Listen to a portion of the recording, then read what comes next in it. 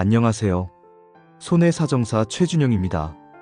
오늘은 많은 분들이 치료 과정에서 꼭 한 번쯤 들어보셨을 하지만 그 위험성은 잘 모르는 약물, 바로 스테로이드와 관련된 대퇴골두 무혈성 괴사에 대해 말씀드리겠습니다. 이 질환은 단순히 약 부작용으로 끝나는 게 아니라 뼈 자체가 괴사하면서 결국 인공관절 치환술로 이어질 수 있는 매우 심각한 결과를 초래합니다. 특히 교통사고나 염증 치료 후 스테로이드를 처방받은 분들 중 시간이 지나면서 고관절 통증이 생기는 경우가 많죠. 이런 경우 단순 타박상이나 관절염으로 오인하기 쉽지만 사실은 이미 뼈가 서서히 썩어가고 있을 수도 있습니다. 스테로이드 치료와 대퇴골두 손상. 스테로이드는 염증을 억제하고 면역을 조절하는데 아주 효과적인 약입니다. 하지만 이 약은 약날의 검이라고 할 수 있습니다. 일정 용량 이상을 장기간 복용하거나 고용량을 단기간 투여할 경우 대퇴골두 무혈성 괴사가 발생할 수 있습니다. 쉽게 말해 스테로이드가 지방 대사를 교란시키면서 혈관을 막고 결국 대퇴골두에 피가 통하지 않게 되는 겁니다. 혈류가 차단되면 뼈 세포가 서서히 죽어가죠. 이 상태가 지속되면 관절면이 무너지고 결국 인공관절 치환술을 피할 수 없게 됩니다. 문제는 초기엔 거의 증상이 없다는 겁니다. 교통사고 후 치료를 받는 분들이 스테로이드를 복용하고 통증이 한참 뒤에 나타나는 경우가 많습니다. 그래서 단순 타박상이나 염좌로 착각하고 넘기기 쉽습니다. 하지만 통증이 계속되거나 절뚝거림이 생긴다면 반드시 MRI 같은 정밀 검사를 받아보셔야 합니다. 대퇴골두 무혈성 괴사의 원인과 진행. 그럼 왜 스테로이드가 이런 문제를 일으킬까요? 이 약은 지방 대사를 망가뜨려서 혈관 안에 지방이 끼게 만듭니다. 그 결과 미세혈전이 생기고 대퇴골두로 가는 피가 막히게 됩니다. 그 상태가 오래가면 뼈 조직이 산소와 영양을 받지 못해 괴사로 발전하게 되는 겁니다. 연구에 따르면 하루 20mg 이상 복용하는 경우 발병률이 급격히 증가합니다. 누적 용량보다도 하루 평균 용량이 훨씬 큰 영향을 준다는 점이 특징입니다. 즉, 짧은 기간이라도 고용량을 투여했다면 위험합니다. 이 질환은 특히 2040대, 즉 사회생활 한창일 때 많이 생깁니다. 양쪽 고관절에 동시에 진행되는 경우도 적지 않습니다. 한쪽이 괴사되면 반대쪽도 시간이 지나면서 같은 문제가 생길 수 있는 겁니다. 그만큼 초기에 통증이 있을 때 조기에 진단받는 게 정말 중요합니다. 스테로이드 치료 후 의료기관의 과실 판례. 실제 판례를 보면 이런 부작용에 대한 의료기관의 관리 부족이 문제로 지적된 경우가 있습니다. 서울 남부지방법원 2007가 비만 717사건이 대표적인데요. 신장질환을 앓던 환자에게 스테로이드를 고농도로 단기간 투여했고 이후에도 높은 용량을 계속 복용시킨 사례였습니다. 환자는 몇 달 뒤 대퇴부 통증을 호소했지만 병원에서는 단순 관절염이라고 오진했죠. 결국 나중에 MRI에서 무혈성 괴사가 확인됐습니다. 법원은 장기간 약물을 투여하고도 부작용을 관찰하지 않은 과실과 부작용에 대한 설명 의무 위반을 인정했습니다. 다만 환자 상태도 영향을 미친 점을 고려해 병원 책임을 30%로 제한했죠. 이 사건은 의료진이 스테로이드 사용 시 얼마나 세밀하게 모니터링해야 하는지, 그리고 환자에게 위험성을 충분히 설명해야 한다는 점을 분명히 보여준 사례입니다. 분쟁 조정 사례와 보험상 한계. 그렇다면 이런 경우 보험에서는 어떻게 판단할까요?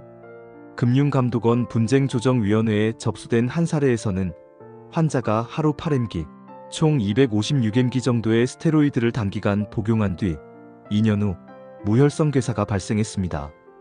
하지만 위원회는 복용량이 적고 복용 종료 후 2년이 지나 발병했다는 이유로 인과관계를 인정하지 않았습니다.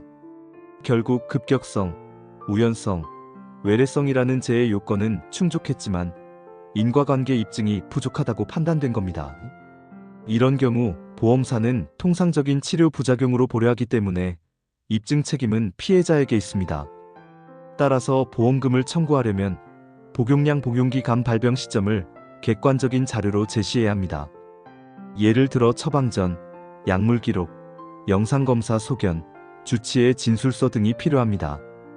이 자료들이 충분히 모이지 않으면 질병기원으로 분류돼 보상받기 어렵습니다. 인공관절 치환술 후 후유장애 평가 기준. 무혈성 괴사가 진행돼 인공관절 치환술을 받게 되면 그 다음은 후유장애 평가가 중요해집니다. 개인 보험의 경우 한쪽 고관절을 전치환한 경우는 약 2030%, 양쪽은 4060%의 장애율이 인정됩니다. 하지만 단순히 수술만 했다고 끝나는 게 아닙니다. 수술 후에도 통증이 남거나 보행장애가 있으면 추가 장애 평가가 가능하죠. 특히 통증으로 인한 보행거리 제한, 계단 오르내림의 어려움, 장시간 서 있는 것의 불편함 같은 기능장애는 보상금 산정에 큰 영향을 미칩니다. 손해사정 실무에서의 보상 포인트. 이제 실무적인 부분을 말씀드리겠습니다. 첫째, 스테로이드 부작용은 단순한 질병이 아니라 의료행위 중 발생한 손상으로 접근해야 합니다. 이게 단순한 질병과 손해사정상 큰 차이를 만듭니다. 둘째, 반드시 복용량 복용기간 발병 시점을 시간순으로 정리해야 합니다. 이 자료가 있어야만 인과관계가 논리적으로 입증됩니다. 셋째, 인공관절 치환술 후 장애평가에서는 단순 수술 여부가 아니라 보행거리, 통증의 지속 정도, 노동능력 상실률 등을 종합적으로 봐야 합니다. 넷째, 보험의 종류에 따라 평가 방식이 다릅니다. 개인 보험은 장애율 중심으로, 자동차 보험은 노동능력 손실률 중심으로, 배상책임보험은 과실비율과 손해액 중심으로 접근합니다. 이 차이를 이해하고 가장 유리한 기준으로 계산하는 게 중요합니다. 결론.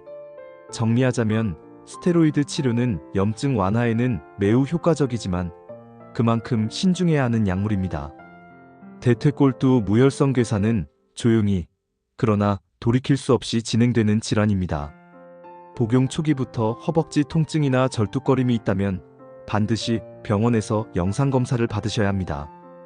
그리고 의료진은 약물의 부작용을 환자에게 충분히 설명해야 하고 환자 또한 스스로 복용량과 기간을 꼼꼼히 기록해두는 게 좋습니다. 만약 스테로이드 치료 후 대퇴골두 무혈성 괴사가 발생했다면 단순히 치료 과정의 불운으로만 보기 어렵습니다. 의료 과실 여부, 인과관계 입증, 보험사 해석 기준까지 모두 검토해야 하는 복잡한 문제이기 때문입니다. 이런 경우에는 반드시 전문 손해사정사의 도움을 받아 사건의 경위와 의학적 근거를 체계적으로 정리하셔야 합니다. 복용 기록, MRI 영상, 진료 기록, 주치의 진술서 등을 바탕으로 인과관계를 입증하면 정당한 보상을 받을 수 있습니다. 저는 이런 사건들을 수없이 다뤄왔습니다. 보상은 운이 아니라 근거로 결정됩니다. 스테로이드 치료 후 통증이 생기셨다면 절대 혼자 고민하지 마시고 전문가와 상의하세요. 정당한 보상, 정확한 판단, 그리고 잃어버린 일상의 회복. 그게 저의 역할이고 여러분이 받을 수 있는 권리입니다.